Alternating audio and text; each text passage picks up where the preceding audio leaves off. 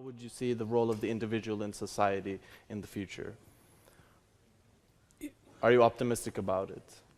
Yes, fundamentally. And the reason I'm optimistic is partly because I'm very deeply pessimistic by nature.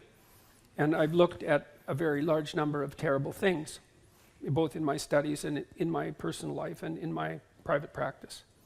And my conclusion has been that despite the vast ocean of ignorance that we all swim in and the overwhelming proclivity for malevolence that characterizes the human psyche, that the nobility that's part and parcel of us and the potential can transcend that and defeat it.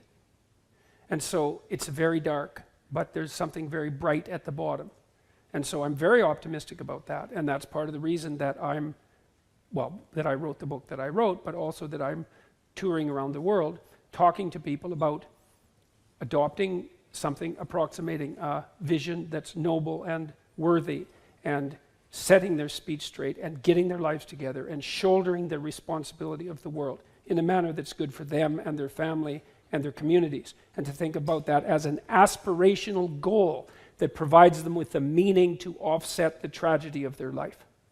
And I believe that's solid, right to the core. And my impression is that it's that knowing that, hearing that, which is something that all people already know in some sense, but hearing that articulated clearly is of great utility to people.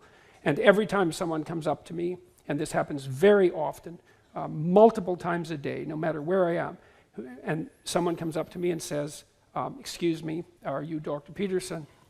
And they usually say that very politely, and they're apologetic for disturbing me, even though they're not disturbing me.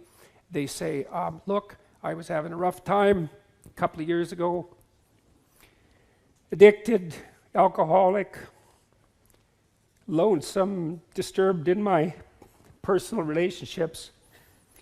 I've been watching your lectures, listening to your books, listening to your podcasts. Things are much better. Thank you. It's like every time that happens, it's overwhelming. I'm sorry, it always breaks me up, but it's very overwhelming. You see,